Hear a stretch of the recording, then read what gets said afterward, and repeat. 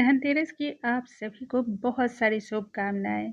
मैं कामना करती हूँ कि आपके यहाँ सदा सदा के लिए हर प्रकार से धन धान्य की वृद्धि हो, सुख समृद्धि की वृद्धि हो और दुख कष्ट दुर्भाग्य ये सभी चीज़ें आपके घर से दूर रहे। आज के इस वीडियो में हम जानेंगे धनतेरस की संक्षिप्त पूजा विधि क्या होगी, जो कि बहुत ही सरल और आसान में बताने वाली हूँ। दोस्तों, धनतेरस किस दिन भगवान श्री गणेश, माँ लक्ष्मी, धनवंतरी भगवान और कुबेर महाराज की पूजा अर्चना की जाती है। ऐसा करने से घर में आरोग्यता रहती है, धन धान्य सदा ही वृद्धि होती रहती है और साथ ही धन का संचय भी बढ़ता है। तो किस प्रकार से हम करेंगे वो देखेंगे। साथ ही धनतेरस के दिन हम जिन भी चीज़ों को खरीदते हैं उन्हीं चीज़ों की वृद्धि सदा होती रहती है हमारे घर में वर्ष भर। तो किन चीज़ों को हमें खरीदना चाहिए और यदि कोई पात्र आप खरीदते हैं तो उसमें क्या भरकर घर के अंदर लेकर आना चाहिए वह भी जानेंगे। आइए वीडियो को हम स्टार्ट करते हैं। नमस्कार दोस्तों, कैसे हैं आप सभी। उम्मीद करती हूँ आप सभी स्वस्थ होंगे, सुरक्षित होंगे और आप सभी को उत्तम भविष्य की कामना करते हुए आज का ये वीडियो स्टार्ट करती हूँ। शास्त्रों के अनुसार धनतेरस की शुभ अवसर पर समुद्र मंथन के दौरान 14 रत्नों की उत्पत्ति हुई थी। उन्हीं 14 रत्नों में भगवान धनवंतरी भी प्रकट हुए थे और उनके हाथों में अमृत कलश था। भगवान धनवंतरी को औषधि का देवता माना जाता है, इसलिए इस दिन धनवंतरी की पूजा विशेष रूप से की जाती है। कहते हैं यदि कि इस दिन आप किसी भी कार्य को करते हैं वर्ष भर में, यानी कि जब अगली दीपावली आएगी तब वही कार्य आपको 13 गुना अधिक वृद्धि प्राप्त होकर के मिलने वाली है। इसी के लिए धनतेरस के दिन शुभ और अच्छे कार्य किए जाते हैं। आइए सबसे पहले हम देखते हैं कि पूजा विधि क्या होगी, साथ ही साथ जानेंगे कुछ विशेष नियम। पूजा की एक चौकी पर लाल या पीले आसन को बिछा लें। थोड़े से अक्षत या फिर पुष्प का आसन लगा करके भगवान धनवंतरी को और भगवान श्री गणेश, माँ लक्ष्मी को हम इस पर विराजमान करेंगे। यदि आपके पास कुबेर महाराज की फोटो है तो आप उन्हें भी जरूर शामिल कर लें। यदि कुबेर महाराज की फोटो ना हो तब ऐसे में क्या करना चाहिए वह भी समझ लें। मानसिक रूप से कुबेर महाराज का ध्यान किया जाता है तो यह कार्य से भी आपकी पूजा पूर्ण होती है। सबसे पहले स्नान का भाव कराते हुए भगवान श्री गणेश, माता लक्ष्मी और धनवंतरी भगवान को हम स्नान कराएंगे। हमारे यहाँ धनतेरस के दिन न दान किया जाता है। जरूरतमंद व्यक्ति को अन्न का दान, वस्त्र का दान किया जाता है। बहुत ही ज़्यादा शुभ होता है। इस दिन आप मंदिर में यदि झाड़ू दान करते हैं, विश्वास करें आपकी पूरी जीवन जो है ना वह बिल्कुल बदल जाने वाली है। अब पूजा का आरंभ करने से पूर्व हम सबसे पहले दीपक को प्रज्वलित करेंगे। तो दीपक प्रज्वलित करने के लिए हम आसन लगाएंगे। चावल का आसन हमने लगाया है। यदि आप चावल का नहीं लगाना चाहते हैं तो स्वास्तिक का निर्माण कर लें। शुभम करोति कल्याणम आरोग्यम धन संपदाम शत्रु बुद्धि विनाशाय दीपम ज्योति नमोस्तुते। यह कहते हुए दीपक को आप नमस्कार करें और दीपक का आवाहन करें। ये एक कलश हम यहाँ पर जल रख लेंगे जिसमें हमने स्वास्तिक बना लिया है और कंठी पर मौली का धागा लपेट लिया है।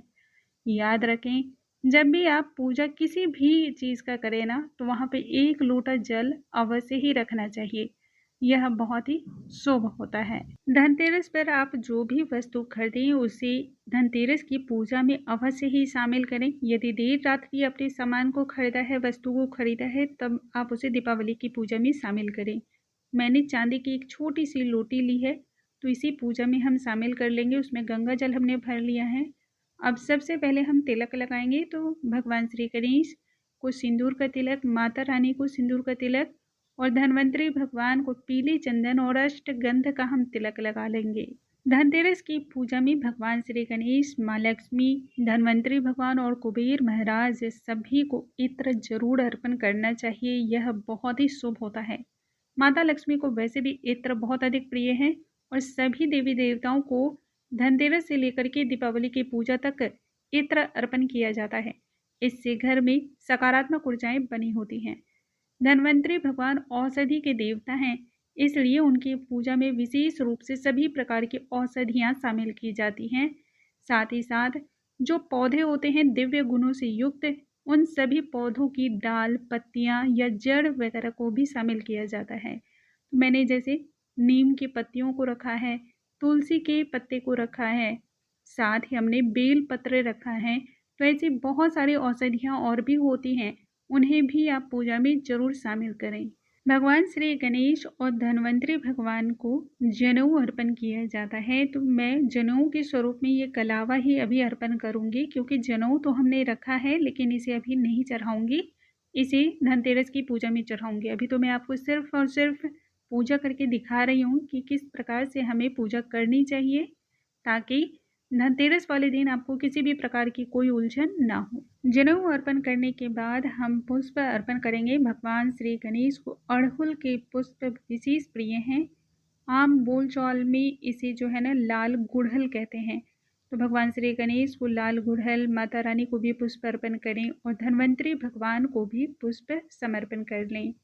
तत्पश्चात हम उनका आवाहन करेंगे। धन्वंतरि भगवान को विशेषकर पीला रंग बहुत ही अधिक प्रिय माना जाता है, तो मैं पीले रंग की ये माला उन्हें पहना दूंगी। देखिए, धन्वंतरि भगवान जो है ना वह भगवान श्री हरि के ही अवतार माने जाते हैं और भगवान श्री हरि को पीला रंग विशेष प्रिय होता है, तो इसलिए पीले रंग की प्रधानता बहुत ज़्यादा होती है। अब हम दीपक का पूजन कर लेंगे, तो अष्टगंध चंदन का तिलक लगा लेंगे और फिर पुष्प दीपक को भी अर्पण करेंगे। दीपक महाराज से प्रार्थना करेंगे कि वह पूजा की पूर्णता के लिए यहाँ पर विराजमान हो और मुझसे यदि कोई गलती हो जाए तो उसे वह क्षमा करें। यह प्रार्थना करते हुए सभी देवी देवताओं का आवाहन करें। देखिए, धनतेरस की जो पूजा की जाती है ना, इसमें बहुत सारे लोग जो हैं कलश की स्थापना भी करते हैं और बहुत सारे लोग कलश की स्थापना नहीं करते हैं। तो यह बिल्कुल आपके ऊपर है, ऐसा कोई ज़रूरी नहीं है कि कलश की स्थापना आपको करनी ही है। साथ ही साथ धनतेरस पे आप जो भी सामग्री खरीदें उसे खाली पूजा में शामिल नहीं किया जाता है, पूरी तरह से भर के शामिल किया जाता है। तो इस बार धनतेरस में मैंने ये एक पीतल का जो है ना मसाले का डब्बा भी लिया है। पहले मेरे पास जो था ना वो स्टील का था, तो बहुत ही ख़राब हो गया था, तो इस बार हमने पीतल का लिया है। तो पीतल को वैसे भी बहुत शुभ माना जाता है, क्योंकि ये पीले रंग का होता है और धनतेरस वाले दिन पीतल, सोना, चांदी, तांबा ये सभी चीज़ें खरीदना बहुत ही ज़्यादा शुभ और विशेष माना जाता है। अब हम भोग लगा लेंगे। तो ऋतुफल आपको जो भी मिल जाता है उन्हीं को पूजा में शामिल कर लें। पूजा में सभी प्रकार की औषधियों को भी रखा जाता है, क्योंकि धन्वंतरि भगवान की पूजा होती है जो कि सभी औषधि के देवता हैं।